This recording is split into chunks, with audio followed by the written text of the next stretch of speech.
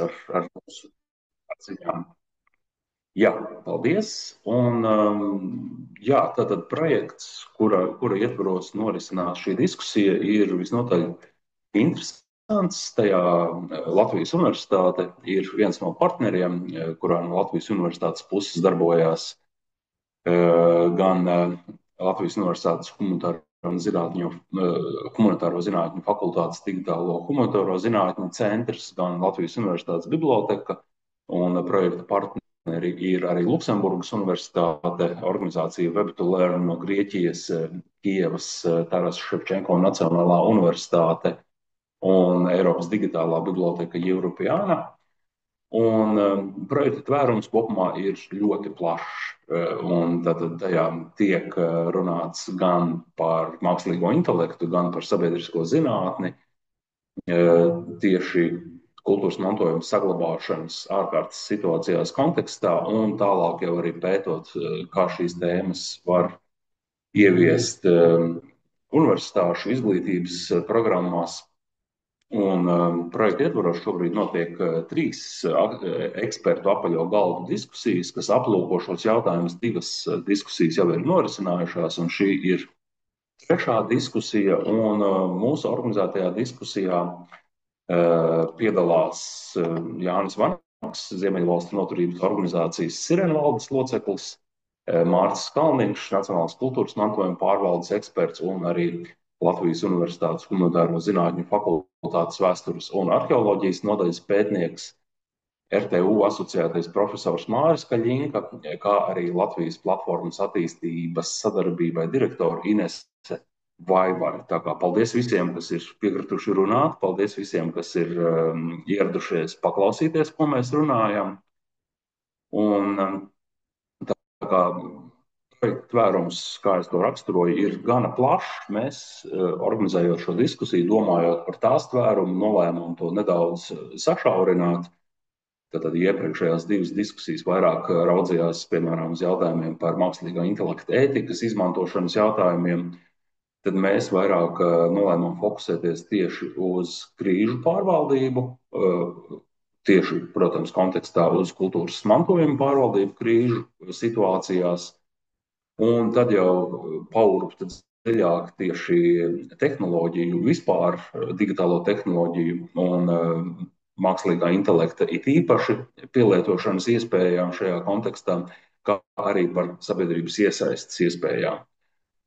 Un, manuprāt, liederīgi būtu, pirms mēs ejam dziļumā, sākt ar tādu plašāku tvērumu un parunāt par to, kas vispār ir tie priekšnosacījumi, kas ir tas domāšanas rāmis, kurā mums būtu vērts domāt, tieši domājot par krīžu pārvaldību. Un ar krīzēm mēs šobrīd saprotam šīs diskusijas kontekstā faktiski jebkura veida ārkārtēja situācija, kas mūs apdraud. Un, protams, šobrīd, un arī šī projekta ietvaros, mēs īpaši fokusējamies uz šobrīd notiekošo Ukrainā, tātad uz militāru apdraudējumu, bet skaidrs, ka krīze ir jebkāda ārkārtas situācija, kas apdraud kultūras mantojumu, vai tas būtu uguns vai ūdens vai kādi citi ārkārtas apstākļi, kas apdraud kultūras mantojuma saglabātību. Un tāpēc, lai parunātu par to,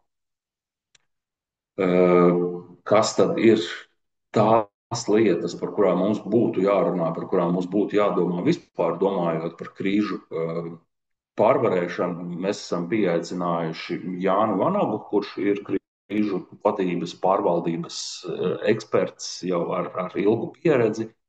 Un, Jāni, varbūt tu varētu mums iedot sarunas pamatam tādu vispārēju skatījumu, kas tad ir tie jautājumi, par kuriem, kā jau minēju, būtu jādomā tieši kontekstā par krīzēm, par ārkārtas situācijām. Ne tikai kultūras mantojuma jomā, bet vispār kāds ir tas mūsu teorētiskais fons. Jāni, vai tu mani redzi, dzirdi?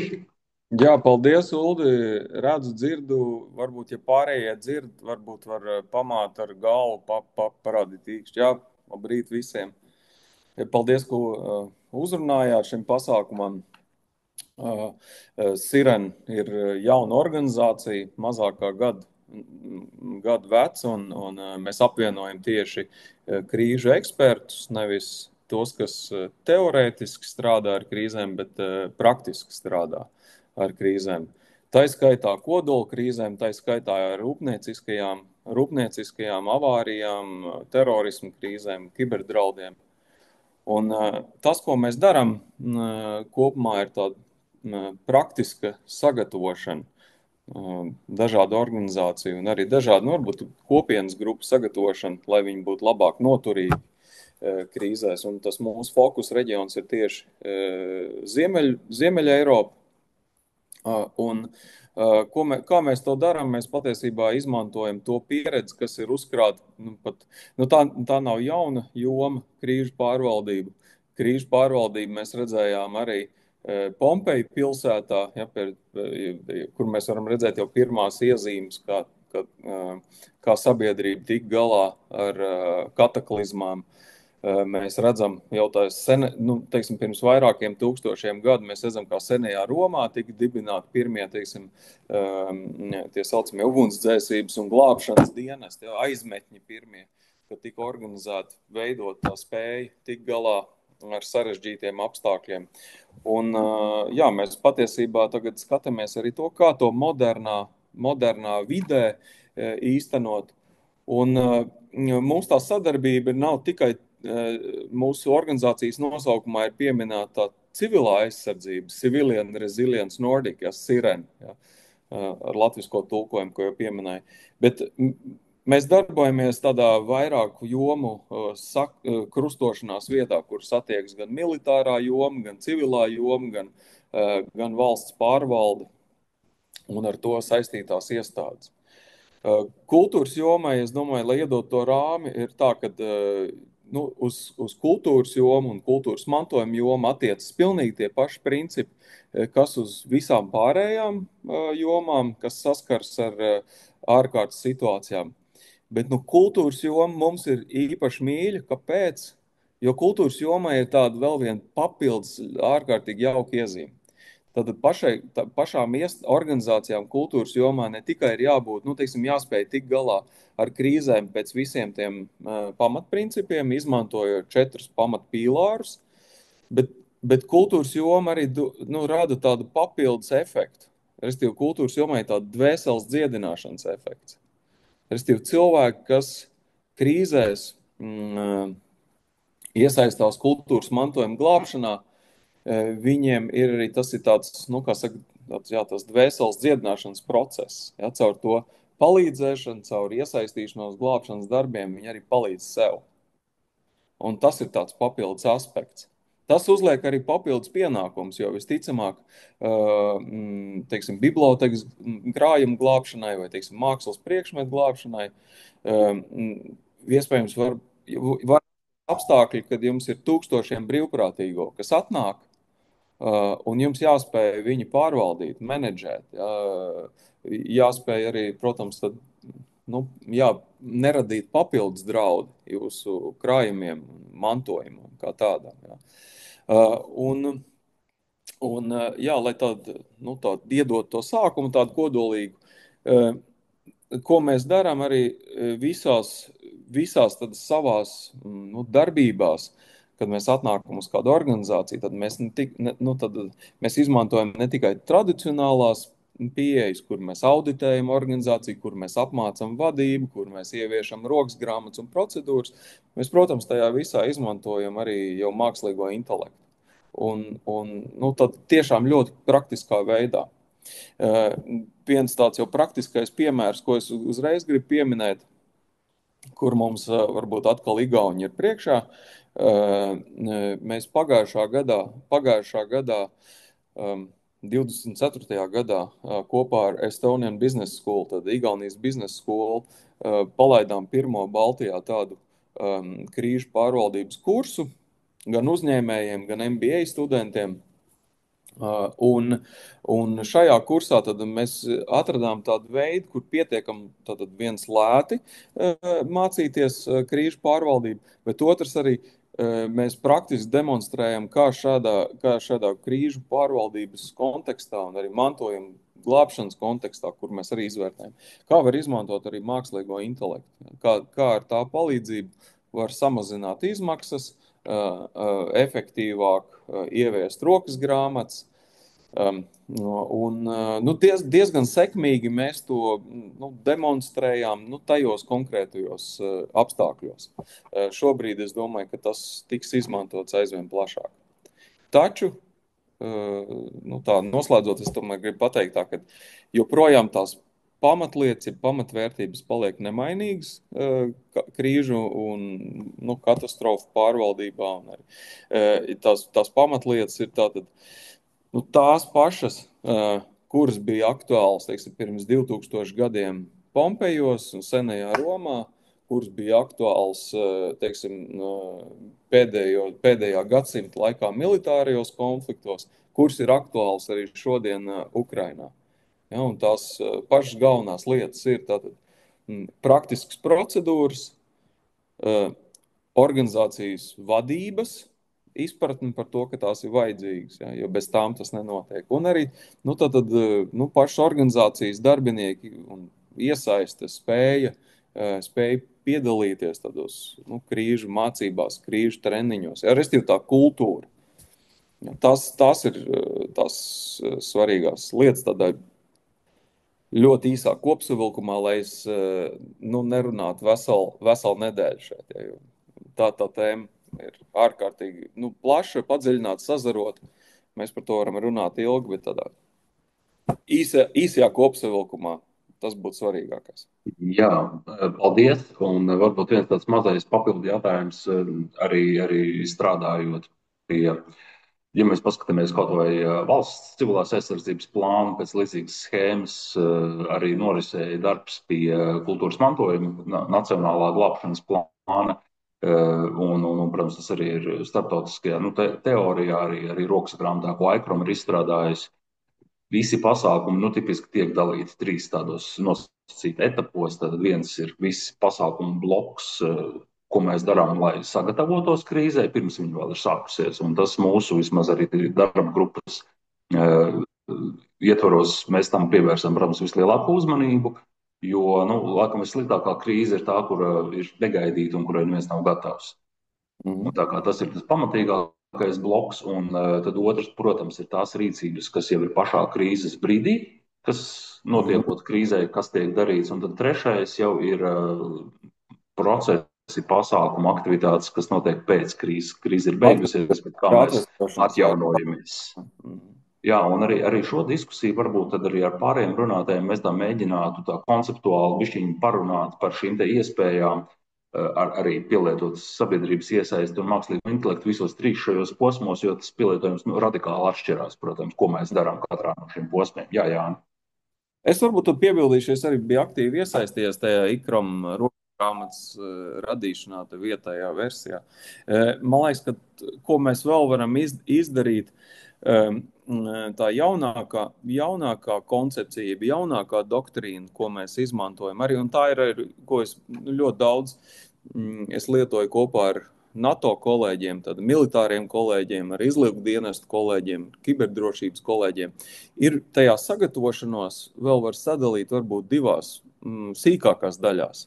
Es neatceros no galvas, vai te ICROM mēs bijām sadalījuši viņu sīkāk, bet to sagatavošanās vēl ir daļa, tā saucamā mitigation daļa, jeb risku, jeb draudu mazināšanas komponenti. Un tas iet kopā ļoti labi ar to risku pārvaldības izpratni, jeb doktrīnu, kur arī varētu ņemt vērā. Varbūt tādi ļoti teorētiski koncepti, ja? Bet es gribu teikt, ka viņi ir ļoti praktiski. Saku, man ir tā pieredze gan aviācijā, gan militārā jomā, gan ražošanā. Ja? Tas viss ir ļoti praktisks darbības. Tas mitigation arī, jeb risku un draudu mazināšana. Lai arī viņi mūsu šajā diskusijā izklausās ļoti akadēmiski, viņi patiesībā ir ļoti tādi praktiski, kur mēs tiešām uzlokam piedurknes un rīkojamies. Mēs izvērtējam tos riskus. Ja? Jo man diemžēl tā mana realitāte, ja, ko es ceru, ka jūs tā plašāk neizplatīsiet un necitēsiet man, bet visbiežāk es saņemu telefonu zvanu tajā brīdī, kad ir jau bojā gājušie. Ja, un tad man lūdzu palīdzību organizācijas. Un tie bojā gājušie, diemžēl, pēdējās reizēs, kad man ir zvanījuši, viņi nav gājuši bojā un vienā gabalā. Ja. Viņi ir, diemžēl, arī tie bojā gājušie ir sadalīti gabalos, vai nu pēc eksplozijas, vai nu pēc katastrofas. Un patiesībā daudzos gadījumos arī tā, ka mēs pēc tam izanalizējam to situāciju, ieviešam jau tās krīžu procedūras, ieviešam apmācības. Mēs redzam arī, ka tos bojā gājušos, viņus varēja, ja ne pilnībā novērst, tad daudz tos riskus varēja samazināt, ja būtu ieviesta tā saucamā arī risku pārvaldības komponenta. Tā kā, atkal, lai neizvērst to diskusiju uz nedēļu, ja mēs arī varam to atcerēties, ka sagatavošanās daļā tad mēs varam likt klāt risku mazināšanu, ja mitigation elementu, varam likt klāt arī risku pārvaldību un pēc tam to visu salikt tajos 3 blokos, ko jūs, Uldi, pieminējāt, ja, un izveidot tādu ļoti labi noturības arhitektūru. Un atkal, lai tas nav akadēmiski, varbūt kamēr kāds cits runātājs runās, es aiziešu tepat līdz grāmatplauktam, paņemšu arī to krīžu rokas grāmatu, varbūt pašķirstīšu. Man ir tā kolekcija vairāk 100 krīžu rokas grāmatu, tā skaitā no kodola krīžu centriem, kur mēs kopā ar militāristiem strādājam. Un lai saprastu, kā viņus veidot, jo bieži vien, ko es pēdējo gadu laikā es arī piedalījies, diskusijas ir ļoti teorētiskas. Un tā vienprātība tiek sasniegta, ka stratēģija ir jābūt sagatavota. Mēs visi labi mākam uztaisīt to stratēģiju krīzēm. Mēs labi zinām teorētiski, kā tas ir jādara. Tur ir konsensus. Bet arī tad, kad mēs bieži vien sēžam ļoti privātā sarunā, teiksim, ar militāristiem, bieži vien viņi man saka, bet Jāni, bet kā tagad, pie kā ķerties? Kā tā grāmata beigās izskatīsies, ja? Un kāpēc grāmatā dažas lapas tev ir gaiši zilā krāsā un dažas ir oranžā krāsā, ja? Un kā tur ir tā pieredze apakšā? Un kāpēc tieši tā? Un kāpēc manai organizācijai to vajag, bet citai, teiksim, kādai pašvaldībai to nevajag? Vai, teiksim, ūdens saimniecības uzņēmumam to nevajag, bet savukārt bibliotekai atkal to vajag. Ja? Un kāpēc vienā organizācijā vajag izvietot uzlīmītas pie krājumiem, un citā atkal nevajag. Ja? Tā kā, tad, tās bieži vien, es domāju, ko mēs gribētu, lai mēs šīs diskusijas rezultātā tomēr nonākam pie tā, ka tā stratēģija nevienmēr rezultējas arī pie praktiskām darbībām. Un ja tomēr ir tas lēmums nonākt pie praktiskām darbībām un rokas grāmatām, tad būtu svarīgi saprast, kur ir tie cilvēki. Un viņi tomēr ir, kas arī praktiski to var tās procedūras ieviest un līniju pēc līnijas uzrakstīt un zina, kā tās pārbaudīt. Ja? Jo tagad mums ir diezgan daudz un liela ekspertīze, kas var to strateģiskā līmenī pateikt, jā, ka to vajag. Un tas ir brīnišķīgi patiesībā, jā, ka tā izpratne un vajadzība ir beidzot apjausta. Jā. Bet arī svarīgi, lai to var praktiski realizēt. Labi, paldies. Līdz cilvēku resursiem mēs arī nonāksim, es ceru, sarunas gaitā. Un kamēr Jānis iet pēc savas grāmatas, es varētu ar Mārci parunāt. Mēs arī vakar abi ar Mārci piedalījāmies kopā ministrijas un Latvijas Nacionālās bibliotekas organizētā jau diezgan, jāsaka, praktiskā seminārā, kur mēs runājam par to, kā atlasīt glābjamo vienību prioritātes. Tā kā pēdējo pāris gadu laikā gribētos teikt, ka notiek tāda pakāpeniska izskrišanās no šī teorētiskā un strateģiskā plānošanas līmeņa uz jau tādu praktiskāku plānošanu. Kā tev, Mārcis, šķiet, cik mēs tālu šobrīd esam savā domāšanas un arī rīcības spējas ziņā? Labrīt visiem! Jā, jāsaka tā, ka tieši nesen 16. datumā biju Parīzē uz UNESCO civil-militārās alianses pirmo fórumu, kas ir principā izveidota šī alianse pēc nosaukuma, ja, saistībā ar pasaulē esošajiem militāriem bruņotiem konfliktiem, tieši kultūras mantojuma aizsardzības ziņā. Un tā mana jāsaka tā, ka tā mana pieredze šobrīd arī raugoties uz tādu pasaules kontekstu, vai ne? Mēs vienmēr skatāmies, te jau Jānis arī iepriekš minēja, ka Igauniem tur labāk, mēs vienmēr skatāmies uz tiem, kuriem labāk, bet, ja mēs tā godīgi salīdzinamies ar citām valstīm, un, diemžēl, tā situācija ir tāda, ka dzīves realitāte, šī brīža realitāte un ģeopolitiskā situācija mūs ir piespiedusi rīkoties ļoti strauji, patiesībā. Mēs esam diezgan, jāsaka tā, priekšā lielākai daļai no pasaules, ja ne soli, tad dažām pat 2 un dažām pat 10, kas īpaši tas ir saistīts gan ar digitalizāciju, gan ar šīm pašajām augsto tehnoloģiju, mūsdienu tehnoloģiju izmantošanu, kultūras mantojumu, gan saglabāšanā, tā skaitā arī krīžu sagatavošanās šiem gan katastrofu, gan arī šo bruņoto konfliktu potenciālo sagatavošanās posmā.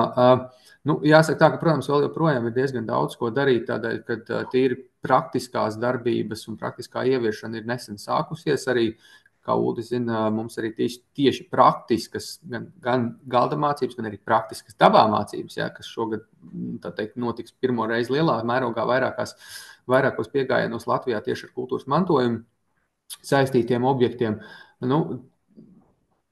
Tā ir lieta, uz ko mēs šobrīd ejam, lai saprastu, kā tad tai praktiskā veidā darboties, vai ne? Jo tik tiešām plāns ir izstrādāts, visas šobrīd iesaistītās puses vismaz cerams zina, kas viņām ir jāizdara, kāda informācija ir jāapkopo, lai šo plānu faktiski ieviestu un pārvērstu reālās darbībās.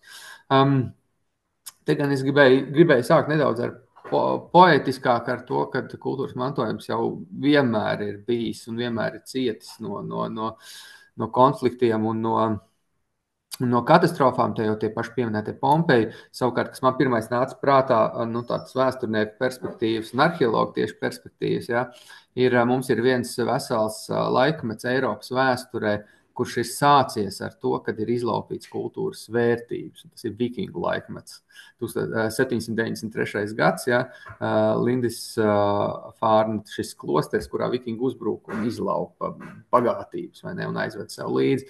Un tā ir arī viena no tām, diemžēl, bet dzīves realitātēm, kurā mēs arī kā valsts, kur atrodas ģeopolitiski un ģeogrāfiski tādā situācijā, kādā mēs atrodamies, ar ko mums ir jārēķinās, kad faktiski mums blakus esošās valstis ir iesaistīts kara darbībā, aktīvā kara darbībā, kurā cieši kultūras mantojums, un te uzreiz jāsaka tieši domājot nedaudz arī par šo tālāk pārunājumām tēmām par mākslīgo intelektu un tehnoloģijām. Tieši šajā pašā UNESCO fórumā arī tika prezentēts rīks, ar ko UNESCO šobrīd uzskaita Ukrainā tā teikt pieminekļus, kas ir cietuši kultūras mantojuma objekts, nevis pieminekļus, tā būtu precīzāk, kas ir cietušies. No galvas tagad atceros, uz ekrāna pēdējais cipars bija 492 šķiet, tā kā pietiekoši liels skaits, no kā pusē apmēram ir ēkas un mākslas pieminekļi.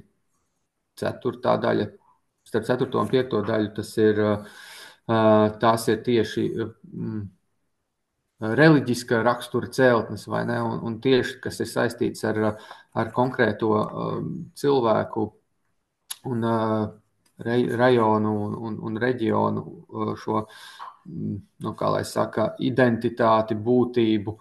Un te jau jāsaka tā, ka es no saviem studijas laikiem atceros, mums bija savā laikā jālasa tāda grāmata kā Civilizācija sadursme, Huntingtona 1996. gadā izdotā, un tur jau arī tik minēts, ka šobrīd tās, ja mēs runājam tieši par kaut kādām šīm militārām un bruņotiem konfliktiem, ka šobrīd jau tās notiek nevairs tādā karaļu un valstu līmenī, bet tik tiešām tās ir sadursmes starp kultūrām, kur kultūras arī cieši. Līdz ar to faktiski jau, ja mēs tā skatāmies pēc būtības, tad kopš 2000. gadu sākuma, tad mums ir šādas, ja mēs runājam tieši par militāru konfliktiem, tad tieši šis mērķis ir kļuvis kultūras mantojums, īpaši tie konflikti, kas bijuši 2000. gadu sākumā un pēc tam vēlāk faktiski tuvajos austrumos. Diemžēl arī šobrīd mums blakus esošā Eiropas teritorijā, kur tiešām viena no valstīm, turklāt tās ir valsts, kas ir pievienojušās Hāgas konvencijai, vai ne, kas ir apņēmušās pasaules mērogā aizsargāt šo kultūras mantojumu, tomēr to neievēro. Un tad līdz ar to tiešām šīs mūsdienu tehnoloģijas nu, nāk palīgā. Un uz tā visa fona jāsaka tā, ka tik tiešām mēs esam labi sagatavojušies. Un, kā jūs minējāt, mums patīk salīdzināties ar citām valstīm. Mēs salīdzinamies ar Igauniju vai Lietuvu, kas kaut kur ir priekšā kādu soli viena valsts vai otra valsts, bet ja mēs sevi salīdzinām ar tām pašām Skandināvijas valstīm, tad mēs esam soli vismaz priekšā viņiem, bet vēl ir jāturpina soļot uz priekšu, es teiktu tā. Labi, paldies par šo ieskatu. Tad es arī sapratu, ka šī diskusija, ņemot vērā, ka visu aptvert absolūti nav iespējams. Vakar mēs ļoti daudz runājām par, tā teikt, kustamo mantojumu, par arhīvu, muzeju, biblioteku krājumiem.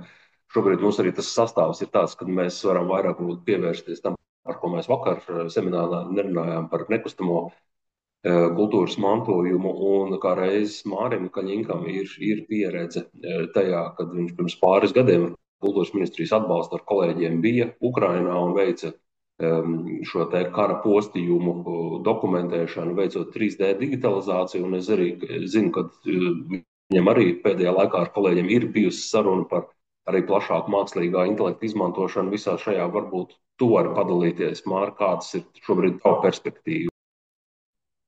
Jā, sveiki. Ir dzirdams, jā? Ok, super.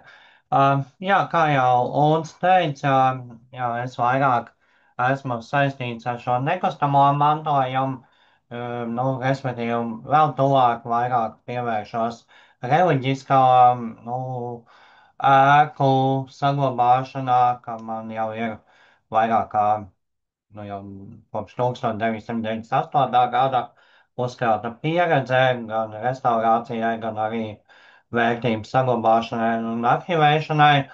Un šeit varbūt sākumā pirms pārējām pie mākslīgā intelekta, jā, kur gan Jānis, gan arī Mārcis ieskicēja ļoti būtisku lietu, jā, varbūt tiešā veidā nedzirdējām, jā, ka krīzes apstākļos ir cilvēku resursiem jābūt gataviem, jā. Un tā bija tā mana pieredze, kad es devos uz Ukrainu, lai izzinātu, kas reāli notiek ar kultūras mantojumu tieši nekustamo. Un, teikšu godīgi, es nebiju gatavs psiholoģiski, jā, jo to pārvarēt, jā, un arī pēc tam atrodoties uz vietas, arī iedzīvotāji,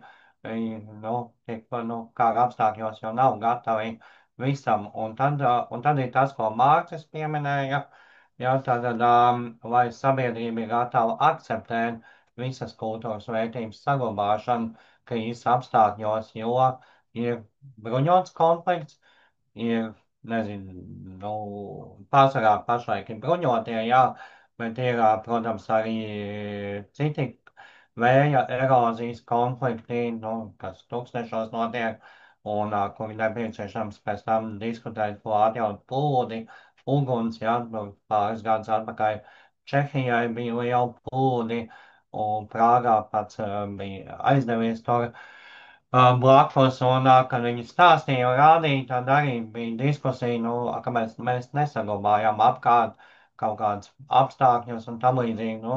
Protams, vienmēr ir nauda, ja? Bet šeit vairāk, jā, es gribēju pievērst uzmanību, kā šī sabiedrības akceptēšana ir ļoti būtiski. Un tajā Ukrainā mēs bijām Čerņīgivā, jā, un Čerņīgivu, jā, latviski, jā, bet tādā gan bibliotekas jautājums, jā, kur izvietot, jā, un tad tā bija izšķiršanās, kas tad ir tās saglabājamās vērtības, un pati ēka unikāla, jā, kurā ir tam līdzīgi. Un viņa cieta būtībā ne tiešā, bet tā cieta no tās bumbas viļņa, ja, kas vienkārši izplatās un apkārt cieši visi, jo blakus bija stadions, kur vienkārši, kas pirmie tiek spridzināti, ja tu ar helikopteru nolaisties un tam līdzīgi, ja. Tad, un tad iestājās nākamais, ka ir karš, ir lietus, ūdeņi, saule, kas jau šīs vērtības bojā, ja. Un vienlaiks mums ir arī iedzīvotāji, vienmēr būs primāri sociālās vajadzības un tam līdzīgi. Nu, lūk, bet tas vairāk jāgribētu piezīmēt, tas psiholoģiskais aspekts, jā, ir ļoti svarīgi, jā, un to mēs nevaram, nu, man liekas, to mēs nevaram iemācīt, jo cilvēki ir ļoti dažādi, un pašlaik mēs to mācāmies uzņemt. Jā, nu jā, un tad ir tas mākslīgais intelekts, jā, ko Mārcis pieminēja šajā UNESCO ikons jau, ko arī dara šī kultūras mantojuma, nekustamā mantojuma kartēšana jau ir notikusi visos laikos, gan Sīrijas kara, Irākas kara un citos konfliktos viņi notiek, viņi nav varbūt tik regulāra, un šis cipars varbūt, ko Mārcis minēja, 400, jā, pāri, nu, mums literatūrā gan, atvainojos, mēdījos figurē 1190 pirms 2 gadiem publicēts, bet tur, protams, var precizēt, kuras vērtības jau, un vai tieši tik varbūt tik minēts tikai UNESCO objektu, jā, ietekmē, jo Ukraina ir ļoti slavena ar koku baznīcām un dalās reģions vairākos kultūras vērtības reģionos, kur atkal ir svarīgi. Un kā tad šī kartēšana notiek? Jā, kartēšana, tāpēc bija šīs arī projekts pirms 2 gadiem ar kultūras ministriju, kam mēs būtībā devāmies, vai arī pārliecinātos, vai šī kartēšana, kas notiek, viņa automātiski daļēji atpazīstot gan satelīta attēlus, gan analizējot mēdījos un sabiedrību, ko kā savulaik ir publicējusi fotogrāfijas un kas vēl tagad tiek publicēts, jā, kur kaut kas tiek iznīcināts un tam līdzīgi. Jo paralēli jau notiek arī mēdīju karš, jeb informācijas karš savā starpā, un mums ir neiespējami praktiski pārbaudīt, vai tas fotografija, kas ir nopublicēta, ir autentiska vai nē, kā veicot tikai analīzi starp vairākiem attēliem un vai informācijas avotiem. Nu, nerakstītā veidā, ka mēs runājam par mākslīgo intelektu vai viņu pilnu, nu, negluži krīzes apstākļos, bet ikdienā apmācītu, mums ir 10 000 notikumu vajadzīgi, jā, bet nu, krīzes apstākļos tik daudz nesavāks, lai iemācītu, tad mēs būtībā mācām viņu uz mazākiem notikumiem, bet ar vairākiem ticamiem avotiem, un šeit jau iestājās tas, ko arī Eiropas Savienībā, nu, ik pa laikam savos projektu uzsaukumos definē marķēšana, informācijas marķēšana, jeb informācijas ticamība, un tas marķēšana arvien vairāk un vairāk sāk izpausties. Nu, un tad, kad mēs gan Sīrijā, kur kolēģi bija, gan Irākā arī kolēģi bija, es tur pats nebiju, bet Ukrainā bija pats, tad mēs ļoti spilgti redzējām atšķirību, kas tiek nopublicēts un kāda ir realitāte dabā. Ja, un kā var to pašu arī uztaisīt, ka tiešām ir sagrauts vai nav. Tā ir viena puse. Otra puse, kas, protams, ir šī sagatavošanās, ja es neesmu varbūt speciālists krīzes sagatavošanā, jā, bet tas, ko es pamanīju, jā, ka vērtība 1 dienas laikā pazūd. Unikāls koka baznīca, kas bija pie Baltkrievijas, būtībā mums ir vienīgajiem Latvijā un arī nodots Ukrainā šīs baznīcas kopija tieši tajā brīdī, kad viņa jau daļēji bija sagrauta, un pēc pāris mēnešiem viņa pilnībā sabruka no laika apstākļiem, ja nemaldos, un vispārējo, jo vienkārši nepaspējām nostiprināt, jo viņi atradās daļēji konflikta zonā, kur nu, negarantē neviens drošību. Un savukārt cita vērtība, kas pašā Kijevā, jā, tiek rūpīgi dokumentēts, tagad Sofijas un citas katedrālas, jā, tad, lai šīs unikālos gleznojumus saglabātu un tam līdzīgi.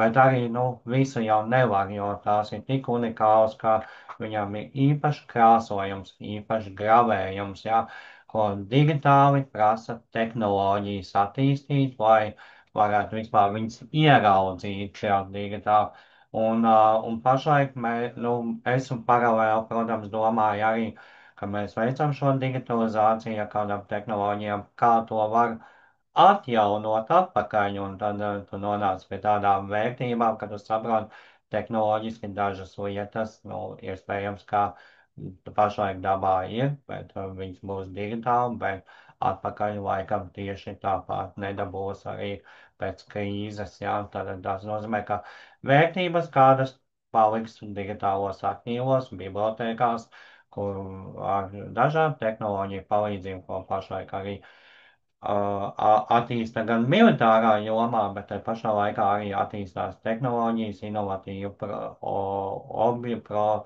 produkti, lai kā dokumentēt, un kultūras mantojums gan nav tas pateicīgākais, kur investē naudu, jā, bet tādas ir visos laikos bijis, un līdz ar to ir.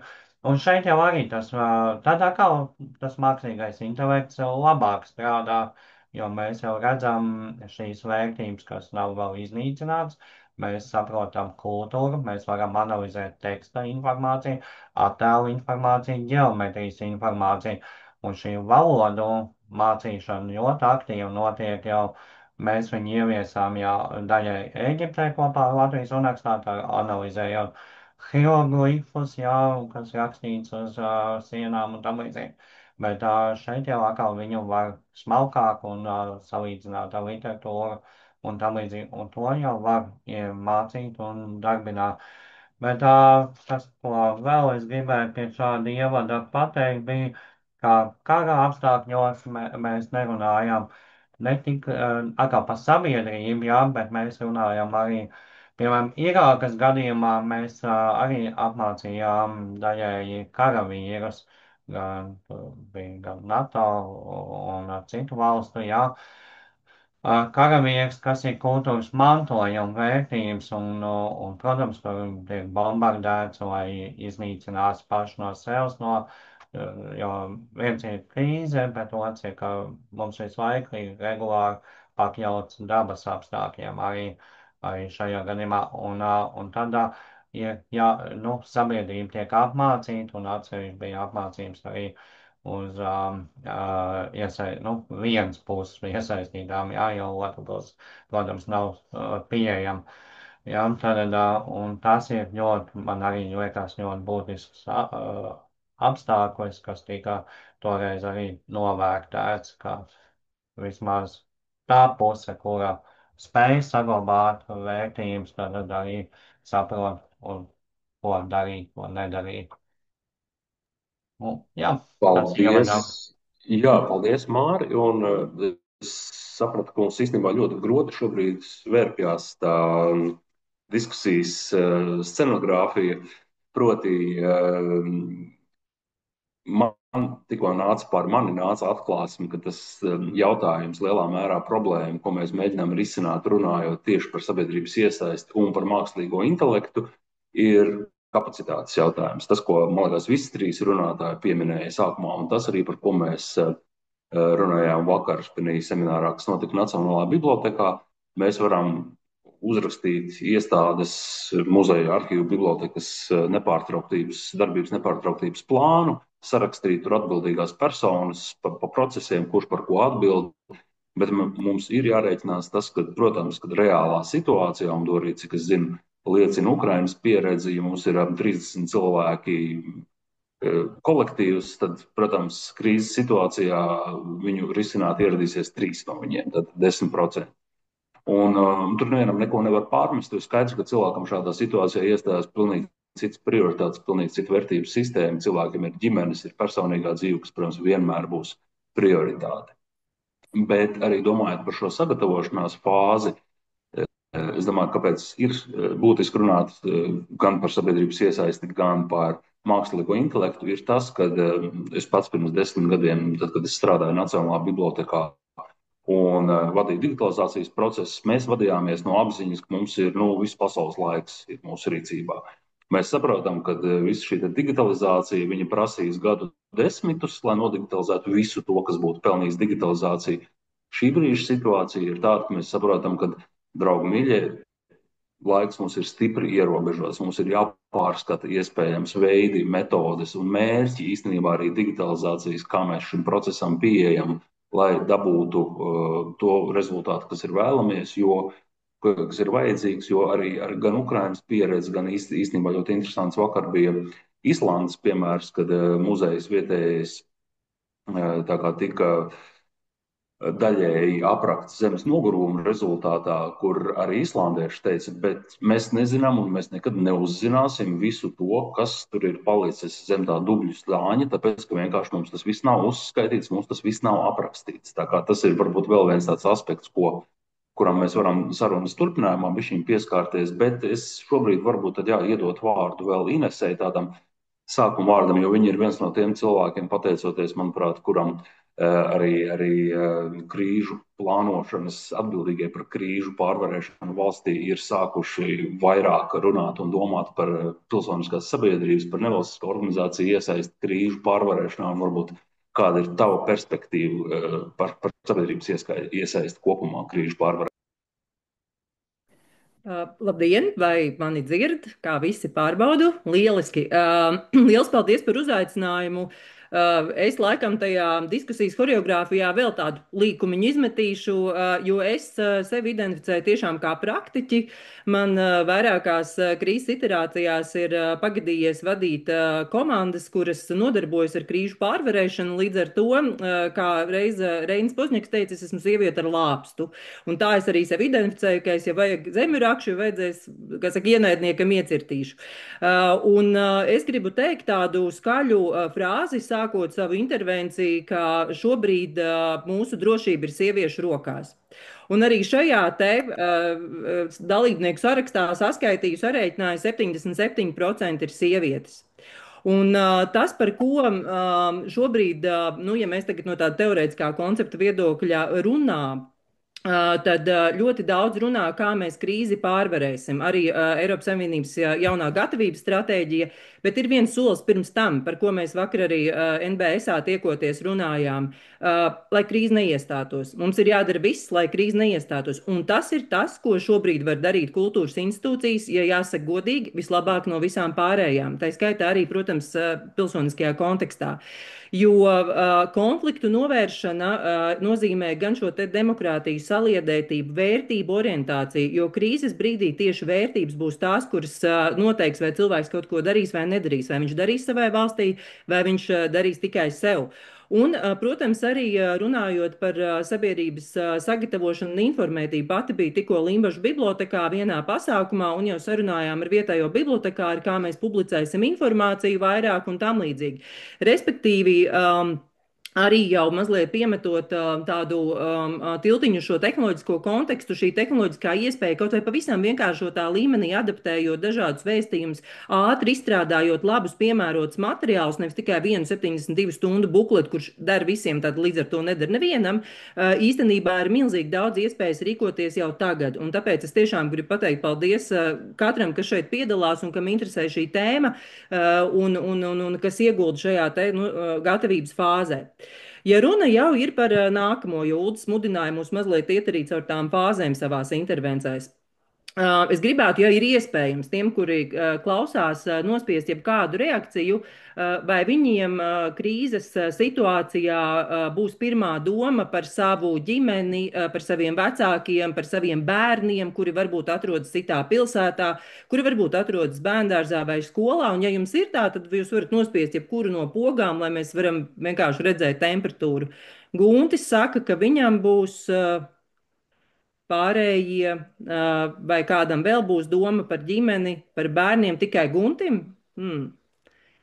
Ok. Aija vēl spiež, Ilze. Aha. Nu, tad vismaz Žanete, paldies. Jā, Baiba arī ieraksta čatā. Es domāju, ka lielākajai daļai tā būs, vai ne? Kur ir mans bērns, kas notiek ar maniem vecākiem? Un tas bija gluži tas, ko arī, manuprāt, kāds no runātājiem jau iepriekš arī teica, par savu ģimeni domāt ir pilnīgi ok un par sevi. Un arī Ukraiņi to saka un atzīst, ka tā arī bija arī tiem, kas ir iesaistīti kritiskajā infrastruktūrā. Viņi tiešām, nu, tas ir cilvēcīgi. Un visvieglākais veids, kā jūs varat būt gatavi, un es sevi esmu pati pasludinājusi par vēstnesi 112 aplikācijai, ir vienkārši ielikt telefonos 112 aplikāciju. Šobrīd tur ir arī modulis par patvērtnēm, kur jūs redzat, kur ir tuvākās patvērtnes. Vienkārši vecākiem bērniem visiem noderēs arī kādā citā dzīves situācijā. Un tas atkal ir stāsts par tehnoloģijām, ka tehnoloģijām nevienmēr ir jābūt ļoti tādām advancētām, bet arī pavisam vienkāršas lietas mums var palīdzēt tūlīt pat, kā saka, visi liekam aplikāciju, jo tas būs tas, kas jūs un jūsu ģimeni sagatavos vislabāk šai te krīzes situācijai. Tālāk runājot jau par tādu kultūras cilvēka funkcionalitāti. Ir tāds termins kā tāda duālā nozīme, duālā pielietojamība. Un ļoti iespējams, ka uz kultūras cilvēkiem acis met ne tikai kultūras ministrija vai kultūras institūcijas. Visticamāk, acis met arī VUGD, jūsu civilās aizsardzības komisija, iespējams arī militāristi. Tāpēc, ka, protams, ka krīzes situācijā mūsu pirmais uzdevums būs aizsargāt mūsu valsti un darīt visu iespējamo, lai tas ienaidnieks tā kā neietu tālāk un neokupētu mūs.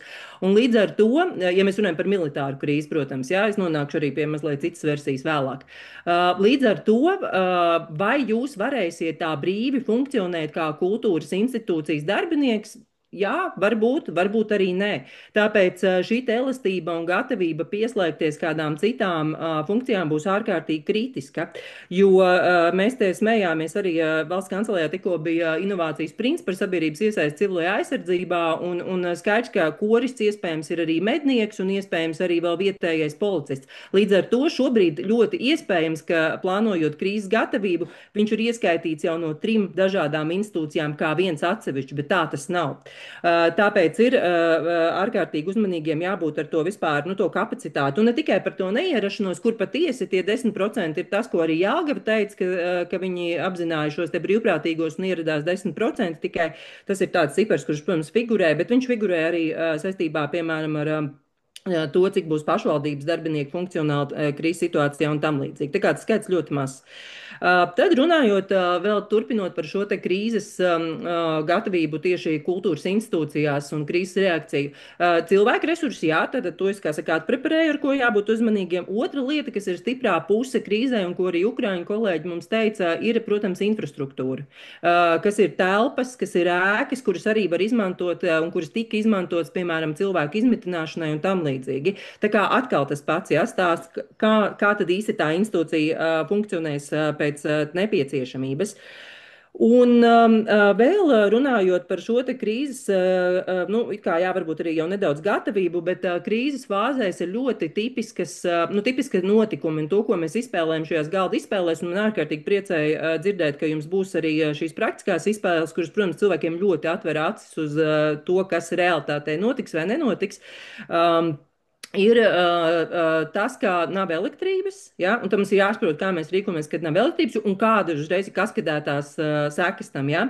Un arī otra lieta, ko es pamanīju, tā kā man bija tas gods piedalīties arī Namei civilās aizsardzības sadaļā, tad transports. Ja? Jo es tur arī, nu, mēs tagad tā iedomājamies, ka mēs varēsim tās kultūras vērtības kaut kur transportēt, bet tajā brīdī, kad mums būs jātransportē bērni vai cilvēki no sociālās aprūpes namiem, tās būs ļoti smagas ētiskas dilemmas jebkur. Ja? Un ne tikai par mantiskās vērtības versus cilvēki, bet arī starp cilvēkiem. Ja? Tas ir ir tas, kas ar mums jārēķinās, jo transports mums ir tāds ļoti vājš punkts šobrīd.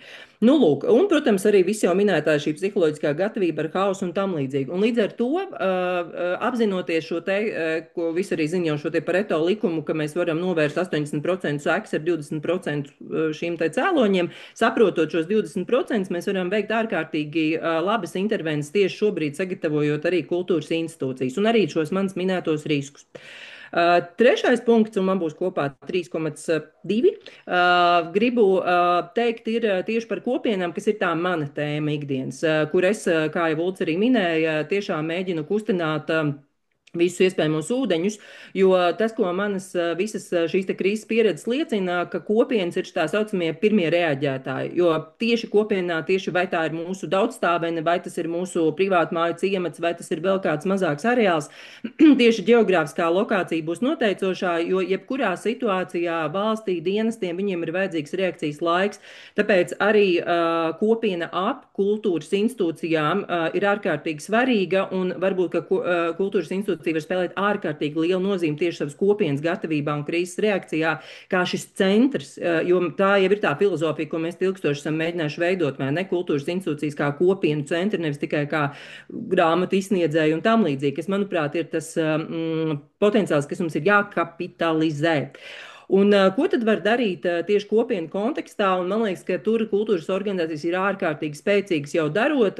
Pirmkārt, šo kompetenču stiprināšanu ikdienā, kas ir sākot ar pilnīgi tehniskām kompetencēm, orientēties apkārtnē, sniegt informāciju, ko es jau minēju, arī domāt par aizsardzības līdzekļiem cilvēkiem, kuri būs iesaistīti, jo neko nedos, kā saka, pliks cilvēks. Ja, ja mēs runājam par militāru konfliktu, tad tā ir bruņu veste, kura ir vajadzīga, un lēnā garā vienkārši, kā saka, masēt savu civilās aizsardzības komisiju, pašvaldību, institūcijas, lai tiešām šāds uzkrājums veidotu, jo pretējā gadījumā jau tas cilvēks nebūs funkcionāls, ja viņam vajadzēs kaut ko krīzē darīt. Un man, jūs pieminējat Īslandi, man tas tā, kā saka, nozvanīja galvā tieši šo te brīvprātīgo iesaistu kontekstu, kur viņiem ir tā, ka viņiem brīvprātīgiem dod aprīkojumu, ko viņi var izmantot ikdienā paši, ja viņiem vajag kaut kam, un krīzē viņi izmanto krīzē, ja, kur viņi lec ūdeņos vēl kā ārā glābt cilvēks, jo viņiem, kā mēs zinām, ir daudz šie te uzplūdi un lielie viļņi un tam līdzīgi. Respektīvi, domājam arī, nedomājam par sevi krīzē tādiem, kā mēs šobrīd šeit esam nekrīzē. Tālāk otrs punkts, tātad kompetences un tehniskās nodrošinājums, otrs punkts uzticēšanās un piederības sajūta kopienai, par ko ļoti daudz šobrīd jau tiek investēts kultūras institūcijās un kā jau es minēju, tas būs būtiski. Un arī šie te neorganizētie brīvprātīgie, kas ir vislielākā masa, jo, protams, mēs varam teikt NVO, bet mēs zinām, ka reģionos nav daudz NVO funkcionāli. Visbiežāk NVO ir tas pats pašvaldības darbinieks, kurš ir uztaisījis arī tā skaitā NVO, jo viņš ir pilsoniski aktīvs. Atkal vai ne, tātad duāli ieskaitīt, divkārši ieskaitīts cilvēks. Un līdz ar to tas, uz ko tomēr mēs šobrīd fokusējamies, ir tā saucamie neorganizētie brīvprātīgie, aktīvi cilvēki ar sirds degsmi, bet ar viņiem ir jāmāk strādāt, ir jāmāk dot uzdevumi, ir jāsaprot, kā koordinēt lielas masas, un tas ir tas, kur mēs šobrīd mēģinām meklēt resursus, lai stiprinātu cilvēkus reģionos, kas to māk. Nu, lūk, un tad varbūt tādi praktiski punkti noslēdzot manu pirmo intervenciju. Bija minēts sākumā, laikam, manuprāt, Jānis minēja par krīzi un krīzes kontekstu teorētiskā versijā. Krīzē ir mērogs. Ja? Mēs, protams, nevienā brīdī mums viss varbūt nebūs krīzē, un tam ir ļoti milzīga nozīme. Vai jums blakus esošie novadi vai citas institūcijas var palīdzēt, vai jums var palīdzēt citi cilvēki, vai nevar palīdzēt. Ja? Un tas ļoti būtiski ietekmēs, vai jums var palīdzēt dienesti, vai dienesti būs militāri atbalstam, ja? Tas ļoti kritiski jūs ietekmēs.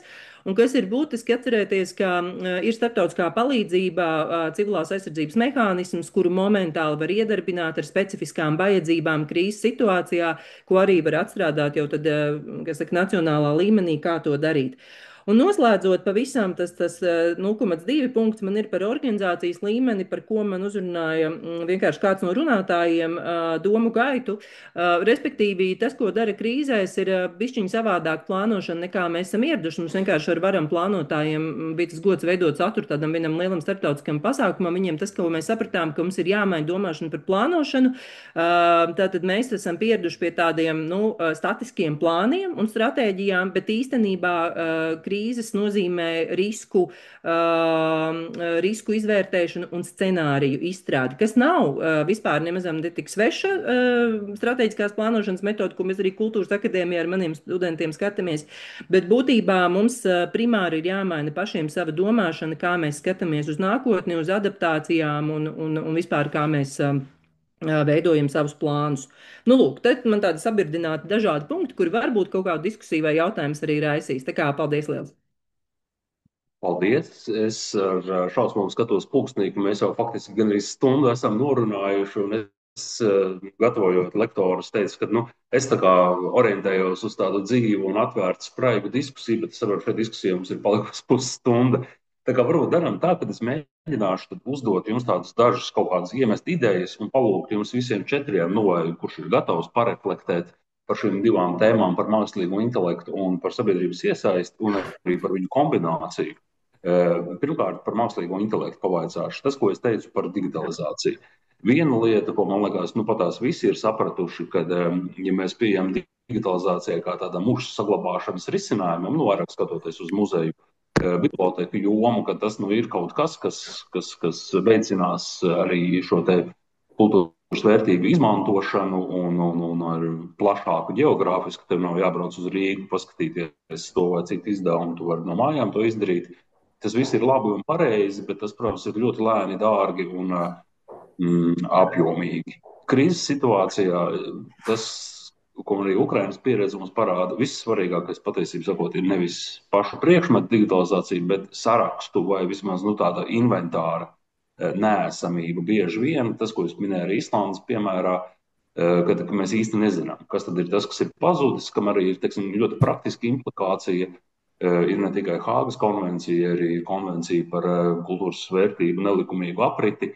Un, ja mums nav šāda kaut vai ļoti rudimentāra priekšmetu katalogu ar kaut kādiem maziem attēliņiem, kas tāds ir, mēs faktiski nevaram iedot muitniekiem, robežsargiem informāciju, kas ir tas, ko viņiem būtu jāmēģina uz robežām ķert, kas ir tas, kas varētu būt karā nolaupīts. Jo Ukrainas pieredze arī mums rāda vienu lietu, vienu daļu mantojuma iestāžu brutāli iznīcināšanas pēc, otra lieta, tas, kas ir vērtīgs, izlaupa aizved uz citurieni. Idejas, kā mēs varam digitalizācijas un tieši mākslīgā intelekta iespējas izmantot, lai varbūt savādāk pieietu digitalizācijai, lai mums ir varbūt ne tik ļoti detalizēta, bet mums ir pilnīgāka informācija par kultūras vērtībām, gan kustamām, gan nekustamām, kuram ir kādas idejas. Teorētiski es atļaušos sākt. Mums jau ir piemēri no pasaules, tā teikt, sabiedrības sadarbošanās veids, kādā veidā tiek digitāli atjaunoti kultūras pieminekļi. Respektīvi, tas nozīmē, Mārs varētu droši vien papildināt, viņš pieļauj labāk zinās no galvas tos piemērus, pēkšņi aizmirst, kā tas pilsētas sauc, respektīvi tās, kas ir iznīcināts tuvijos austrumos, bet tā ideja ir sekojoša, ka cilvēki iesūta viņu uzņemtas fotogrāfijas un no viņām tiek ģenerēts atpakaļ 3D vismaz šī konkrētā pilsēta, pils vai ēka. Teorētiski šis varētu būt arī tāds viens pieejams, kad kaut kādai tā teikt, sabiedrības grupai prasīt, tas pats zudusī Latvija, vai ne, kas man nāk prātā arī, kad ir šie kaut kāda tā vienkāršā digitalizācija, ko tos rezultātus jūs saņemat no sabiedrības, nevis no konkrēti pasūtītāji, teiksim tā, vai ne? Teorētiski mēs varam iesaistīt. Te jautājums līdz kādam līmenim, vai ne? Un neba mēs laidīsim iekšā tagad lielos pūļos krātuvēs cilvēkus. Bet tajā pašā laikā mēs zinām, ka ir, un arī pētniekiem, kā man, vai ne, ir arī personīgām vajadzībām nepublicēšanai, varbūt zemā kvalitātē, bet jau pārfotografēta daļa no kaut kādiem šiem pārskatiem, piemēram, no izrakuma, manā gadījumā, no izrakuma pārskatiem, lai man tiešām nebūtu jāskrien 20 reizes uz bibliotēku vai arhīvu. Līdz ar to, teorētiski jau kādam tā informācija ir tas, kur varētu nākt mākslīgais intelekts palīgā šajā visā, droši vien ir sistematizācija. Jo tā tas arī ir. No pētniecības viedokļa var uzreiz pateikt, ka viena lieta ir, kad tu safotografē to materiālu, otra lieta ir, ka tas daudz vairāk laika aizņem viņu to sistematizēt un aprakstīt. Un te jau tās daļai automatizētās vai automatizētie risinājumi ļoti labi palīdz. Paldies, jā, Māri. Jā, es labot iespēlkšu.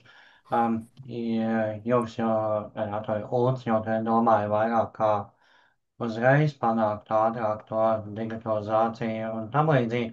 Šeit jau ka mēs runājam par to sagatavošanas fāzi, jeb riska mazināšanas. Jāsaprot, ko jau Ines minēja, kad iestāsies jau reāla situācija. Tad mēs runājam tikai par offline režīmu praktiski, jo mums nav elektrība, internets un tam līdzīgi. Es jau to izbaudīju pāris nedēļas atpakaļ, nedēļu laikam, kad būvniecības procesā palika ļoti liels reģions pierīgā bez sakariem un veikalu piekļūšanas un visu tam līdzīgi, jo cilvēki nevarēja norēķināties. Tāds, es domāju, bija spilgta mācība visām pusēm, ka mēs neesam gatavi, jo arī mobilie tīkli daļai tika bloķēti. Tad tas ir tā realitāte, kāda es arī saskāros kara apstākļos, jā, tad mēs runājam par offline režīmu, un līdz ar to mēs, lai tajā brīdī mēs, kad jau iestājās, tad man liekas, ka tikai sabiedrības iesaistējie, bet sagatavošanas fāzē mākslīgais intelekts gluži nepalīdzēs ātri pārskriet cauri manuāliem katalogiem. Jā. Protams, mēs varam izlaist ārā, ka tiek ātri analizēti kādi fragmenti un atrod kaut kādu tiešsaistes un varbūt tas, kas izskatās dubultā, varbūt šai brīdī atliek kaut ko malā, jeb no katra perioda kaut kas tiek paņemts un digitalizēts tajā brīdī un tam līdzīgi, jā. Bet ļoti, ļoti plaši vēsturnieki iesaistīti dažādos pētījumos, un man arī mājās ir arhīvs, jā, kuru es ar šausmām skatos, ko ar viņu iesāk, jā, jo nevienam viņa arī īsti nevajag, jā, tam līdzīgi, un tad ir tas, jā, bet tas vairāk mākslīgais intelekts būs tajā sagatavošanas fāzē sistematizēsies, bet tad, kad krīze ir iestājusies, tad mēs runājam par sabiedrības iesaisti visos līmeņos. Man vismaz tā liekas no manas praktiskās pieredzes, ko es esmu redzējis, ja. Un, kad jau esam pāri tai krīzē, tad ir atkal abas puses - sabiedrība, pētnieki, kultūra, kas atkal palīdz visus savākt kopā un kopīgi izprast šīs vērtības. Un tad man liekas iestāsies tas, ko laikam Ines minēja, jā, tad, kas tad būs tas, ko vēlēsies saglabāt, jā. Jo arī Jānis minēja šo dvēseles dziedināšanu, kuru es redzēju spilgti krīzes apstākļos, ka cilvēki jau vairs nav kur aiziet, nav tā klusā stūrīša, nav tā sasaista kultūru, ar reliģiju un tam līdzīgi, kas ļoti svarīgi būs pēc krīzes apstākļos uz ātri nodrošināt, jo tas būs tas, kur varēs atrast jau mierinājumu un sabiedrības iesaist. Jā, paldies. Pirms es dodu Inesai vārdu, man viens tāds ātrs, es ceru, jautājums visdrīzāk Mārcim un Mārim, jo viena lieta, kam es mēģināšu bišķiņu pieskārties vēl turpmākajā sarunas gaitā, ir tas, ka gan sabiedrības iesaiste, gan mākslīgā intelekta izmantošana, protams, no vienas puses ir iespēja, no otras puses viņi rada atkal papildus riskus. Un kā jūs to redzat, teiksim, zinot, ka digitalizācijas tās augstās kvalitātes prasības, viņas jau izriet no tā, ka mēs ļoti ar lielu pietāti attiecamies pret to prasību un kultūras mantojumu arī digitalizēt, saglabāt digitālā veidā, pēc iespējas autentiskā un kvalitatīvā veidā. Kaut vai tāpēc, lai pēc tam veiktu atjaunošanas darbus. Vai šobrīd, teiksim, jūs redzat iespēju, ka es zinu to piemēru Sīrijā, par kuru Mārcis runāja, kur nebija iespējams drošības apsvērumu dēļ izmantot 3D digitalizēšanu ar droniem, tāpēc vietējie iedzīvotāji vienkārši sapačēja ar saviem telefoniem, un tad pēc tam tur Parīzē vai kur notika tā savilkšana kopā. Vai jūs, kā šobrīd ir attīstības stadijā tās tehnoloģijas, šī pieeja ir šobrīd tāda valīda, kad mēs paļaujamies uz to, ka iedzīvotāji vienkārši atsūta 100 bildītes, un pēc tam mākslīgais intelekts no tā uzbūvē daudz maz ticamu 3D modeli? Vai tas strādā, nestrādā, vai tas rada kaut kādus papildus riskus, tāds trīs teikumu vērtējums, kā šobrīd izskatās? Es varbūt sākšu, man tas vienmēr ir bijis jautājums, cik dziļi mēs ejam iekšā, ja? Jo viss tas vienalga, vai tas glabāšanas resursu jautājums vai analīzes un tam līdzīgi, ja? Un tad beigās jau mēs nonākam pie tā, ka liels apjoms ir datu, bet tad mums jārisina, kā viņi saglabāt un kiberdrošību un ārpus valsts un vēl ko, jā. šajos krīzes apstākļos, nu, arī sagatavošanas posmā tas ir svarīgi. Un Lūdzu minēja sabiedrības iesaistīt. Nevien, nu, šajā brīdī, nu, vajadzīgs ir arī sabiedrība ir labi, bet vajadzīgi arī kā kritiski tiek izvērtēts tas, kas tiek iegūts, un viņu to gan var arī mēģināt apmācīt ar mākslīgo intelektu, tieši kritiski izvērtēt no tiem materiāliem, kas ir, un saglabāt to, kas vajadzīgs un iespējams nu, katram būs prieks par savu materiālu, bet dubultā vai trīskāršā, nu, laikam nevajadzētu ielikt un izvērtēt, jā. Nu, īsumā. Es 3 vārdos atļaušos pateikt, droši vien, ka tas viss ir atkarīgs no mērķa. Jo, kā jau Mārs teica, ja mēs to darām bezmērķīgi, tad tā jēga īsti nav.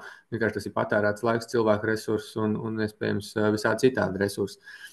Tā ir viena lieta, un otra lieta, kas man ienāca prātā, ir vēl tieši saistībā ar sabiedrības iesaisti. Kā jau es minēju, sabiedrības grupām, un ja mēs iedomājamies arī par nekustamo mantojumu un vispār nekustamām lietām, teiksim, ēku īpašniekiem un 3D digitalizāciju. Daļai jau šie dati ir. Viņi nav, tā kā Mārs teica, viņam ir, un mēs ar viņu esam runājuši, vai ne, ka viņam mājās ir arhīvs ar lielu datu daudzumu no dažādiem objektiem, vai ne, kas nav, teiksim, arī valsts iestādēm. Te ir jautājums, kurā brīdī to ir iespējams savilkt kopā un kurā brīdī tas ir vajadzīgs. Jā. Jā, par mērķiem es pilnīgi piekrītu. Tas ir super svarīgi, jo tas jau nosaka to pieeju, un Redku Krišs kā reizi raksta, ka nav jau jauna pieredze, nav jau tikai mākslīgais intelekts, ka arī Varšava pēc otrā pasaules kara faktiski tika atjaunota pēc fotogrāfijām. Mans jautājums vienkārši ir, vai mēs šobrīd domājam par to, ka mākslīgais intelekts mums var palīdzēt to izdarīt ātrāk, kvalitatīvāk un vai vēl kaut kā. Bet to mēs droši vien noskaidrosim. Labi, Inese gaida jau kādu brīdi. Viss kārtībā. Man tikai papildinošas domas, jo man liekas, ka sāk izkristalizēties, ka gatavība ir diezgan nodalīta vai ne no visa fāze. Bet man sāsociējās tas, ko arī Māris teica, un Mārcis ar vienu citu līdzīgu tēmu, kas ir kara nozieguma dokumentēšana. Un tad, kad bija, protams, šis Krievijas agresīvais iebrukums, tad ārkārtīgi intensīvi tika meklēti arī cilvēki ārpus. Tātad, konkrēti tas būtu, piemēram, Latvijā, kas varētu palīdzēt tieši kvalitatīvi, nevis vienkārši kaut kā arī dokumentēt šos te noziegumus, lai varētu, un iespējams, ka kaut kādas vērtības tiek izvestas, un respektīvi mēs viņus varam dokumentēt arī ārpus teritorijas, kurā notiek krīze, ja? Vai tā būtu valsts, vai tas būtu kāds reģions, vai kā savādāk. Tas būtu viens aspekts, kas, man liekas, būtu šajā visā ņemams vērā. Otrs, tas, ko mēs šobrīd veidojam valstiskā līmenī, ir cilvēku kārtošana pa funkcijām, ļoti konkrētām operacionālām funkcijām un viņu gatavība krīzē reaģēt par šādām funkcijām. Līdz ar to iespējams, ka arī šeit jums būtu jānodefinē kaut kāda ļoti konkrēta funkcionalitāte un tāds, kas saka, prasmju kopums, un kā jau tika minēts, tagad jau sagatavot cilvēku, uztaisīt datu bāzi, kuri tad varētu operatīvi, jo, kā Mārs minēja, svarīgākais jau ir laiks šajā brīdī, ja, tajā reaģēšanā. Tātad, kuri jau jums ir potenciālie cilvēki, kaut vai tie 10%. Un pēdējā odziņa, ko es gribēju piemest, ir mēs šo te atkopšanās fāzi šobrīd modelējam uzvaras versijā. Bet atcerēsimies, ka varbūt arī okupētas teritorijas versija, kad kultūras institūcijām ir šī pretošanās funkcija. Jā, protams, tas atvērtu jaunu Pandoras lādi šajā diskusijā, droši vien ne šodien, bet tas ir ārkārtīgi svarīgs aspekts, kas ir jāņem vērā. Paldies! Paldies, Inês. Jā, kā reizi man bija pašam iecer šo te Pandoras lādi neatvērt, bet bišķiņ pavērt tādu mazu spraudziņu un piezīmēt to, ka šis ir droši vien atsevišķas diskusijas vērts ļoti neskaidrais jautājums par to, kāda ir, pirmkārt, ko mēs varam prasīt no profesionāļiem, mantojuma jomas profesionāļiem, bibliotekāriem, arhīvistiem, mantojuma sargiem, vai viņiem ir jāpaliek pirmkārt okupētajās teritorijās, vai viņiem ir jāatkāpjas evakuācijas procesā tāpat kā visiem pārējiem, vai mēs varam prasīt, lai viņi tur paliek un lai viņi tur darbojas. Kā tas ietverās, visapturās šos aizsardzības konceptā, un tad nākamais solis, vai mēs to varam sagaidīt no iedzīvotājiem, lai viņi pēc būtības okupētajās teritorijās riskē ar savu dzīvību, darot šādas lietas. Tā kā vienkārši piefiksējam punktiņu, ka tas ir, manuprāt, ļoti svarīga diskusija, jo tev ir pilnīgi taisnība. Jā, es redzu, ka Elvīrai ir komentārs vai jautājums droši var runāt.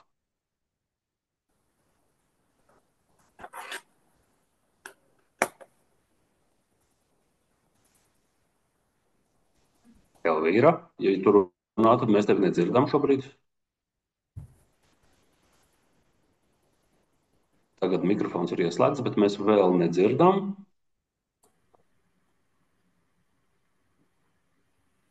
Kaut kas tur laikam nav ar tiem sakaru līdzekļiem. Varbūt var arī Tērzētavā ierakstīt komentāru, un es pa to laiku Jānim iedodu vārdu.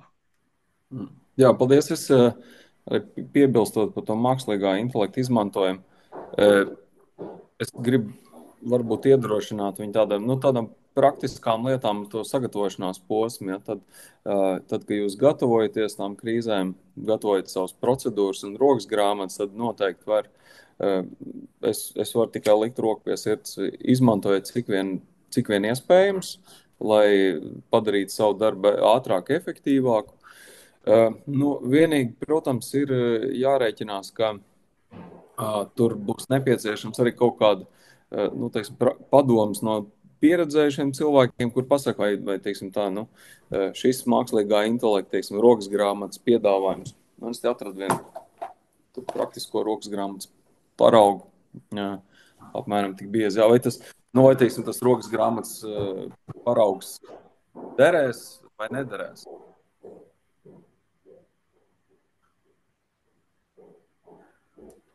Jūs man dzirdējāt? Tas saka, jā, viss bija kārtībā. Un jā, bet svarīgi ir tas, ka tiešām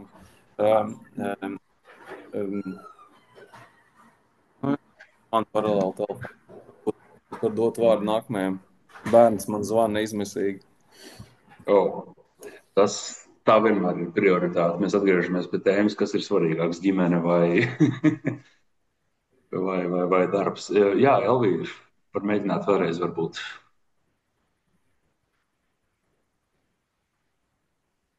Mēs tevi tagad redzam. Es redzu, ka tev mikrofons arī ir ieslēgts, bet kaut kā skaņa nenāk vēl joprojām no tavas puses.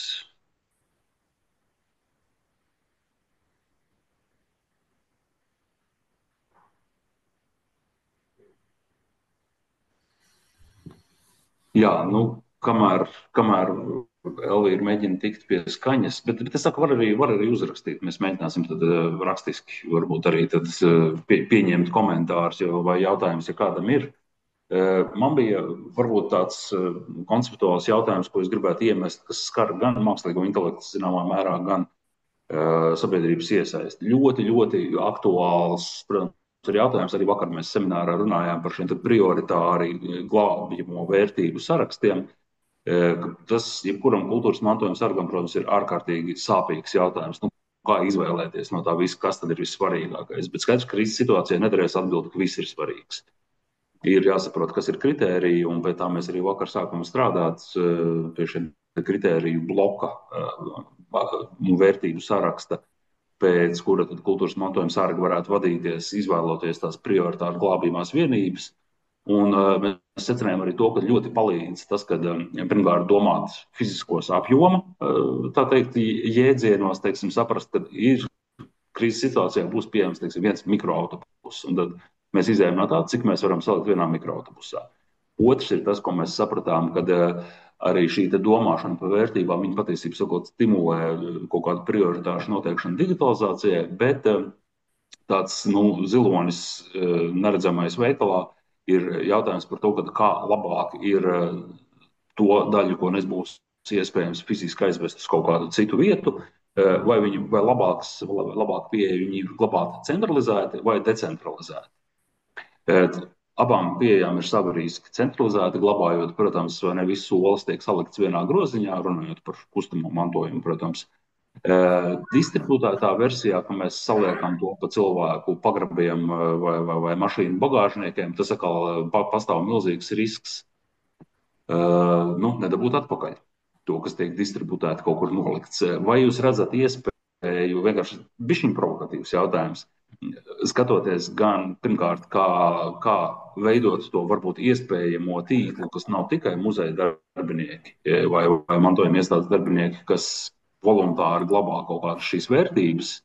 Un otrs, kā mēs varam tehnoloģijas, mākslīgo intelektu izmantot, lai pēc tam izsakotu līdzi, kas kur ir nonācis, un pēc tam izsakot, lai tas atnāk atpakaļ pēc krīzes beigām. Ko jūs teikt par šādu ideju? Mārcis, es redzu, ir gatavs. Es teiktu, ka te jau arī šķiet Ines un Jānis pieminēja, krīze un katastrofa ir dinamisks process. Un līdz ar to droši vien nevajadzētu visu ierakstīt noteikumos. Tieši daram tā, jo es pieļauju, ka gadījumā A, pieņemsim, mums ir katastrofa lietus. Un ir noplūdis kaut kas un ir jāizved no konkrētām telpām. Meklējam citas telpas, ja iespējams vienas, ja iespējams vairākas, mums ir daļa, kas ir mitri dokumenti, teiksim, piemēram, bibliotēkā, ja ir slapš kaut kas ir jāžāfē, tad ir savs kaut kas ir kaut kur jāglabā, iespējams kaut kas ir jāglabā īpašos apstākļos, vai ne, un es pieļauju, ka katrā šajā situācijā faktiski būs jāpielāgojas pie esošās situācijas, esošiem resursiem un esošām iespējām. Tas, manuprāt, būtu vislabākais variants.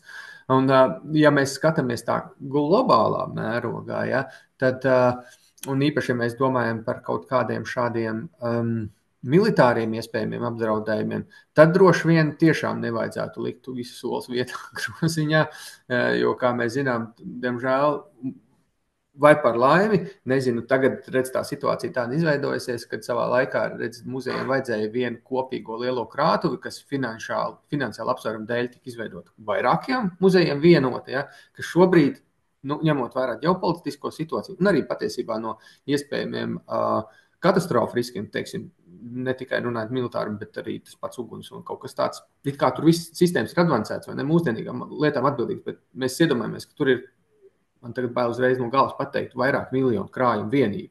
Un ja tur kaut kas notiek, tad faktiski mēs paliekam bez lielas daļas, es neteikšu lielākās daļas, es teikšu lielas daļas mūsu kustamā kultūras mantojuma. Jā, es pilnīgi piekrītu par šiem atšķirīgiem scenārijiem, jo, protams, mums šodien atkal saruna jau kārtējo reizi vairāk aizvirzījās militāra apdraudējuma gadījumā scenāriju, tā skaitā uz Ines minēto scenāriju, mēs rēķinamies ar to, ka daļa valsts, teiksim, kļūst par okupētu teritoriju, un tad jautājums, kad mēs visi no turienes neizvedīsim, kādā veidā ir visefektīvāk mēs nodrošinām to, kad skaidrs arī no Ukrainas pieredzes mēs zinām, daļa iedzīvotāji vienmēr paliek, gribot, negribot, viņi paliek šajās okupētajās teritorijās, vai mēs varam viņiem uzticēties un nodot glabāt. Jo es zinu, ka no muzeju, no vispār no mantojuma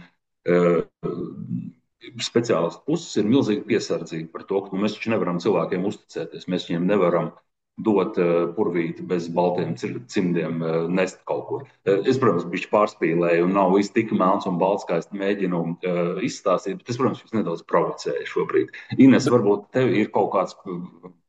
Es varu ielikt bišķi. Es skatos, ka Ines ir vēl pats, bet labi, jā. Jo vienkārši vienu pusteikumu ietvaros, tas, ko Mārcis teica, ka tie scenāriji ir daudz, bet es praksē redzēju to ļoti bieži, ka tas ir tāds, tas tiek izmantots kā tāds attaisnojums, lai negatavotos nevienam scenārijam. Ja?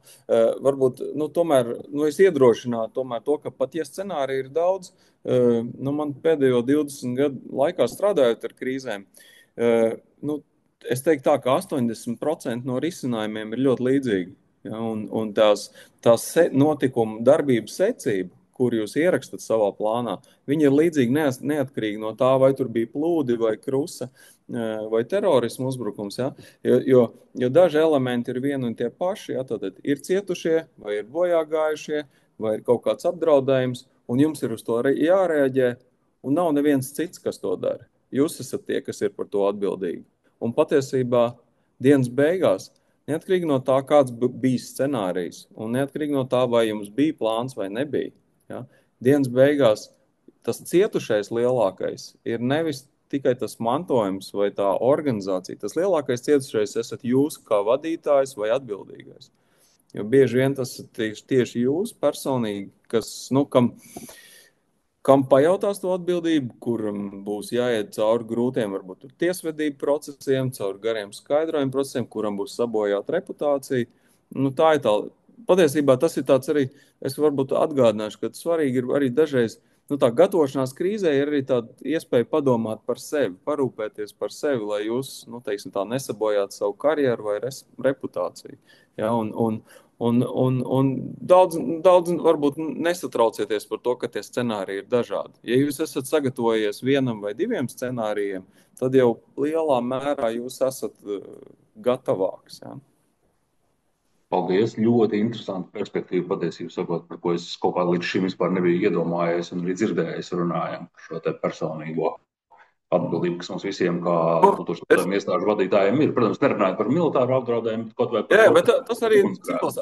Air Baltica es esmu redzējis divus vadītājus, kur, teiksim tā, kur reputācija būtiski iedraga. Maksimas traģēdijas gadījumā, ja, teiksim, viena no vadītājiem, kurš personīgi, kuram nav iespējams atrast darbu nekur, teiksim, jā, neskatoties to, ka viņam vairāk gadu desmit karjeru priekšā. Ja.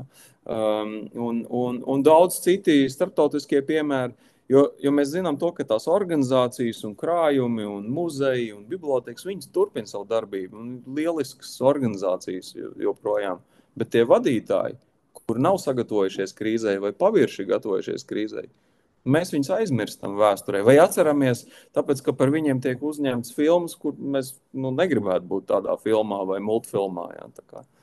Jā, domājam arī par sevi. Paldies, šis bija ļoti interesanti. Ines, lūdzu. Jā, paldies. Man tā nebija veca roka īstenībā, bet es par to personīgo, es gan mazliet oponēšu, lai tomēr mums būtu diskusija, ka īstenībā ir jāuzņemas personiskie riski krīzē. Tāpēc tā ir krīze, ka jums ir jāspēj tajā pieņemt lēmumu kā vadītājam, un tā kā es teicu, es esmu bijusi iesaistīta tieši šādās krīzes reakcijās, uzņemoties apzināti personīgus riskus. Es varu teikt, ka tikai tādā veidā daudzas lietas ir atrisināts, jo valstī vajag reakcijas laiku, un speciālā krīzes tiesiskais ietvers varbūt būs pat pēc 3-4 dienām, kad būs jau daudz par vēlu. Bet tas, ko es gribēju teikt par to iepriekšējo, katastrofu, nevajag izgudrot divriteņus. Ir jau nodefinēti tāpat valsts civilās aizsardzības plānā dažādi katastrofu riski, katram no tiem ir savi reakcijas algoritmi. Tas, kur gan es jūsu vietā paspēlētos ar mākslīgo intelektu, ir kaut vai novedu līmenī satiekoties ar jūsu pilsētu plānotājiem, ar jūsu plānotājiem, kam ir savs datu ietvers par to, kādus katastrofu riskus visticamāk jūs pieredzēsiet jūsu novadā, piemēram, un saliktos kopā ar jūsu materiālajām vērtībām nepieciešamo kontekstu, jo karstumam droši vien tieši tā būs viens konteksts, plūdiem būs cits konteksts, ja? Tā kā tur pilnīgi noteikti var veikt dažādas datu spēles, un KEMS jau ir šobrīd arī saprognozējis, kurām pašvaldībām, kuri riski ir augstāki. Un par to vienā vietā vai nevienā, tur jau arī tika atbildēts, ka, protams, militāra iebrukuma gadījumā viena raķete izšķirs visu, jā, tā kā droši vien tur būs atkal cita reakcija. Bet es gribēju, Uldi, vienu vienkārši piemest, man liekas, svarīgu lietu. Tad, kad mēs domājam par gatavību, nedomājam tikai tehniskā aspektā. Domājam prioritātes nosakot arī par būtību, jo kultūras atjaunošanai būs nozīme uz sabiedrību, uz sabiedrības tādu mentālo atveseļošanos, uz drosmes atgriešanu, pašapziņas sabiedrībai. Tāpēc es tajā jūsu praktisko kritēriju pulciņā noteikti ieliktu arī šādus kritērijus, kas spēlēs varbūt pat vēl lielāku lomu nekā kas tehniski kaut kādā brīdī atrodas, bet kaut kam varbūt ir milzīga simboliska nozīme vietējā kopienā vai valstī, kas ir jāatjauno, plūst vai kā savādāk. Paldies! Labi, paldies! Es skatos, ka diskusijas laiks mums faktiski jau ir noslēdzies, bet es ierosinātu, tā kā mēs sākām 5 minūtes vēlāk, tad varbūt arī beidzam 5 minūtes vēlāk. Un tad es noslēdzošo jautājumu uzdotu par vēl vienu šī aizstāra projekta aspektu. Manuprāt, visi 4 jūs esat vairāk vai mazāk vai esat bijuši arī mācību spēka pasniedzēji augstskolās. Viens no šiem mērķiem ir, protams, mēs šobrīd nozarē strādājošie nodarbojamies, tā teikt, ar mūža izglītību. Mēs, negribot, mums nākās saprast un iemācīties šīs lietas. Kas būtu jāmaina, jāpapildina, ko mēs varam darīt, lai jaunajiem speciālistiem, kas nāks nozarē, šie jautājumi jau būtu skaidri tajā brīdī, kad viņi iznāk no augstskolas? Varbūt ir kādas idejas. Nu, augstskolai pašai ir jāuztais savus krīzes plāns, jo tie, kas ir, dažkārt ir ārkārtīgi vāji. Ja? Tā kā, jā, sākt ar to, sākt ar sevi. Ja? Tur. Nevar viņus salīdzināt, teiksim, ar tādiem labākiem paraugiem pasaulē. Un tie jaunieši, kas ir labākajā gadījumā, tur kaut kādu vienu evakuāciju uztaisījuši, viņiem liekas, ka tas ir krīzes plāns, un tas nav gluži tas vēl. Ja? Vai arī viņi ir redzējuši augstskolā tikai, es saviem studentiem dodu uzdevumu, ja savākt tos krīžu plānus pa skolām, augstskolām, tur visās Ziemeļa Eiropā. Tur parasti nāk ārā tikai tie saucamie, kas ir tie darba drošības plāni maksimums. Jā. Dažreiz ir kaut kāds evakuācijas plāniņš tāds, bet tur diezgan skarbi. Bet es saku, tā nav kritika. Tas ir tāds, es domāju, ka nevajag sev mānīt. Viņi ir vāji tie plāni. Tā ir laba iespēja uzlabot būtiski to situāciju. Jā. Augstākā izglītībā arī nav kaut kāds valsts aizsardzības mācības ekvivalents. Nav tāds kurs? Ir, teiksim, universitātē jau bakalaura līmenī, taču visiem ir jāaiziet darba drošība un civila aizsardzība. Es jau arī atceros, kad gadi 20 atpakaļ pats mācījos to. Bet, te droši vien ir jautājums, cik daudz cilvēku par to atcerās. Un es atceros, kā mēs Anniņu elpinājām. Tas ir labākais, ko es atceros no tā visa kursa, vai ne, apmēram tā. Tā kā, tas, kas man nāk prātā, ir, ka vēl viena lieta, par ko mēs nerunājam, bet par ko vajadzētu runāt, ir tas, ka katra konkrētā katras konkrētās jomas pārstāvi, kuri ir iesaistīti vairāk vai mazāk šajos civilās aizsardzības plānos, vai kuriem ir kaut kāda loma tajos, vai ne, kad šajos augstākās izglītības programmās vajadzētu būt iekļautam kaut kādam specifiskam kursam vai kursa daļai vai kaut kam, kur par šo pastāstīju.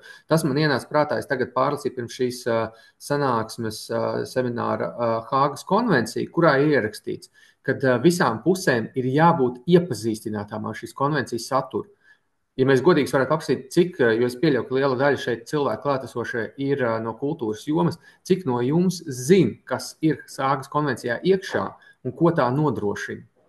Es pieļauju, ka es pat sāku domāt, vai man universitātē savā laikā par to stāstīt. Man šķiet, ka īsti pat nē. Varbūt, ka militāristiem to stāst, jo teorētiski viņiem ir visiem obligāti jābūt iepazinušamies ar šo konvenciju, vai ne, kas ir tieši kultūras mantojuma aizsardzība militāra apdraudējuma gadījumā. Bet es arī stipri šaubos, ka tur tā zināšanas ir. Tā kā tur ir diezgan plašs lauciņš, ar ko strādāt patiesībā. Jā, tur noteikti ir taisnība, jo, man liekas, Hāgas konvencija arī nozarē varētu būt tāds pats status, kā, visi zina, kas ir NATO 5. pants, bet neviens nezina, kas tur īsti ir uzrakstīts. Tas ir fakts. Un arī bibliotekā mēs studentiem nepārtraukti mācām informāciju pratību un strādāt ar datubāzēm. Un regulāri izrādās, ka liela daļa no viņām neko nodzirdējuši. Tā kā tur ir bišķiņ tas risks ar tām obligātajām tām civilās aizsardzības mācībām un tam līdzīgi, cik tas aizķerās. Jā, Ines. Jā, es, protams, arī savā kontekstā nodalot operacionālo līmeni no strateģiskā, jo es mācu tieši strateģisko vadību, un es teiktu, ka tā ir izcili savietojama, un par ko es priecājos, ka studenti paši saprot, ka mums ir jāmaina domāšana, un kā es minēju, šī te riskos balstītā izvērtēšana īstenībā ir jaunā pieeja plānošanai un domāšanai par plānošanu, tā kā es vispār neredzu nekādas problēmas, ja godīgi jebkuram pasniedzējam integrēt, jo es jau arī šajā tēmā šobrīd pilsoniskajā sabiedrībā darbojos tikai tāpēc, ka mana valsts ir svarīga un man cilvēki ir svarīgi. Tas nav mans bizness. Es nepelnu ar to naudu, man par to nemaksā naudu. Es vienkārši runāju un darbojos kā atbildīgs pilsonis. Un tāpat jebkurš cits pasniedzējs, jebkurš cits kultūras jomas cilvēks var būt atbildīgs savas valsts pilsonis un vienkārši pēc iespējas vairāk integrēt civilās aizsardzības perspektīvas, jebkurā lietā, ko mēs darām. Tā ir visvienkāršākā atbilde, manuprāt. Paldies! Un man ienāca prātā vēl viena perspektīva, un tas ir vairāk tā kā akmens sev pašam savā dārziņā. Proti ir tas, ka tie, kuri savukārt ir tiešām eksperti un ir kaut ko zina un kaut ko māca, lai viņi arī patiesībā sakot, iet un dara šo reizēm brīvprātīgo gandrīz vai darbu un iet uz augstskolām un savus kaut kādus kursus, savas lekcijas pasniedz. Jo es to, piemēram, nedaru šobrīd. Bet, jā. Labi, vai kādam no runātājiem vēl ir kādi noslēguma vārdi, ko veltīt klātesošajiem? Es atļaušos pēdējo varbūt repliku no savas puses.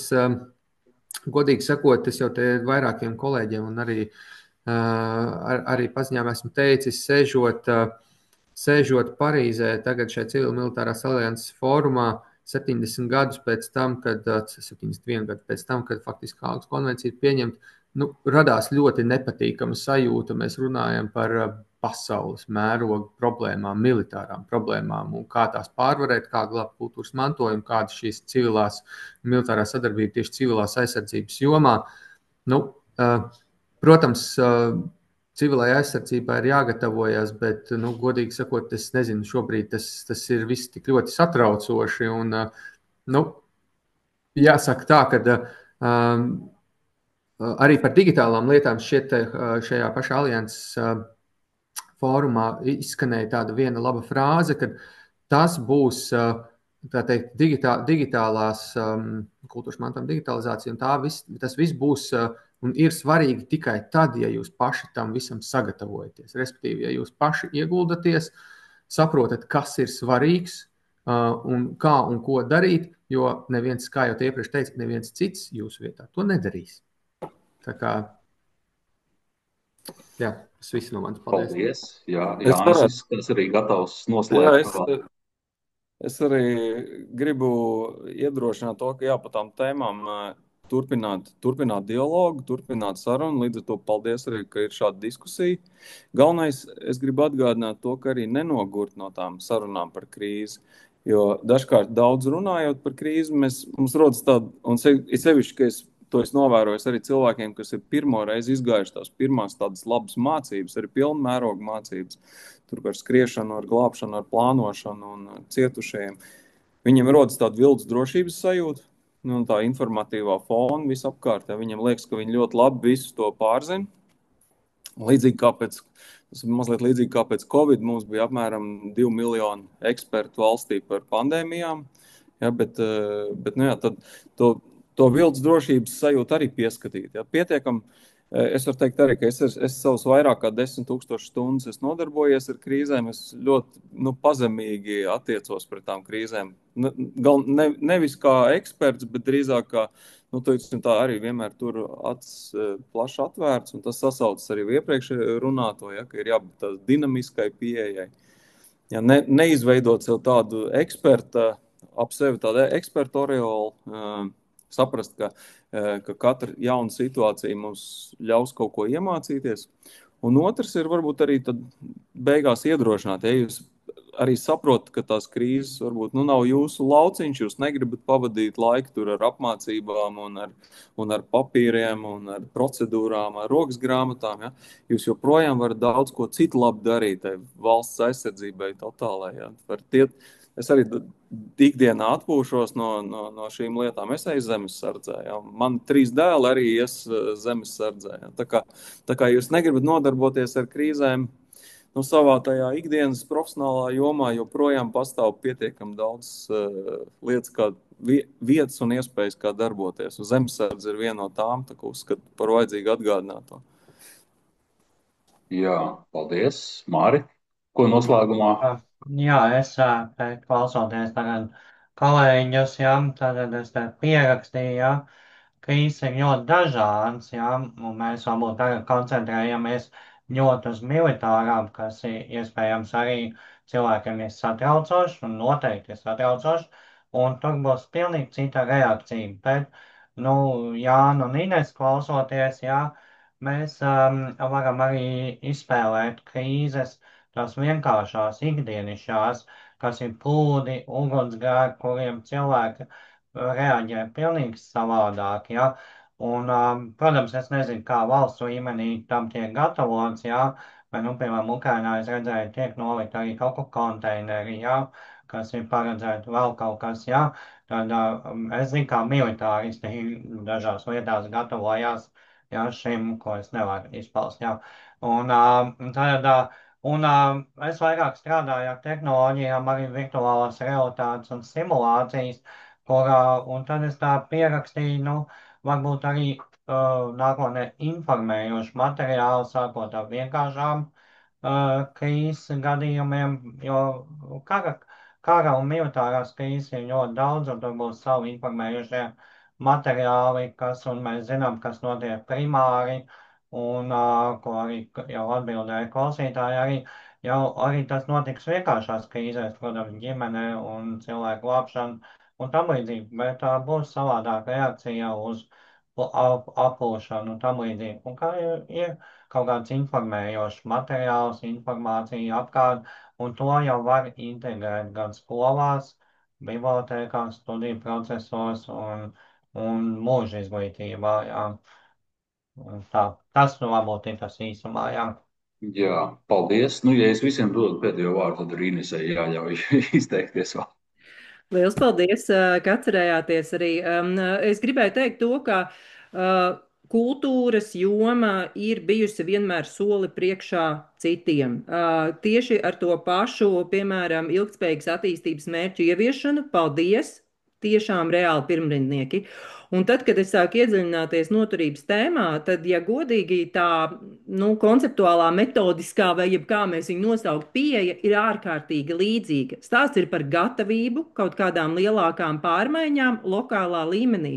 Un es gribu vienkārši iedrošināt, ka tas nav nekas jauns un svešs, varbūt, kas ir jāapgūst, bet jāpadomā, kā tas, ko mēs jau zinām, ko mēs esam drosmīgi aprobējuši kultūras institūcijās ar fantastiskiem kalāču piemēriem un visām citām lietām, varbūt, ka mēs to visu varam tikai kapitalizēt, lai kļūtu spēcīgāki arī uz varbūt jauniem vārdiem, bet ne jauniem algoritmiem rīcībām. Paldies! Nu, paldies. Es no savas puses pirmkārt varētu arī papildināt iepriekš runāto un teikt, ka novēlu mums visiem pēc iespējas ātrāk no runāšanas un domāšanas tik līdz darīšanai. Un otra komponente - nebaidīties izdarīt nepareizi. Tāpēc, ka jebkura krīze pierādīs to, ka jūsu sastādītais plāns un sastādītais scenāriji viņi nekad neatbildīs uzrakstītajiem. Bet jums būs vismaz daļa no risinājuma variantiem, pat ja jūs nebūsiet visi izdomājuši perfekti līdz pēdējiem sīkumam, tāpēc, ka dzīve vienmēr pierādīs, ka jūs zināt, cilvēks plāno, bet Dievs dara.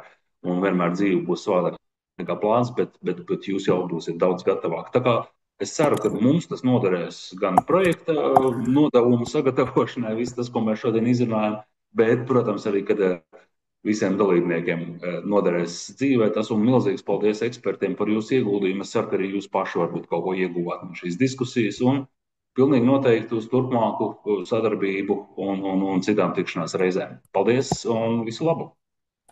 Paldies! Paldies! Tā. Paldies! Uz redzēšanu!